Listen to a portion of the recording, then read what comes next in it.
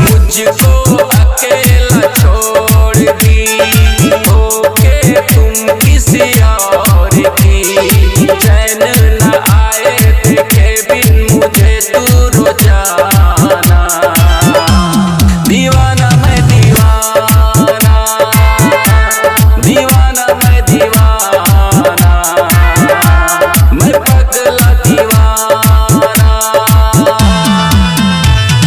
मुझको अकेला छोड़ दी होके तुम किसी और की, चैन न आए देखे बिन मुझे तू रोजाना। दीवाना मैं दीवाना, दीवाना मैं दीवाना, मैं पगला दीवाना।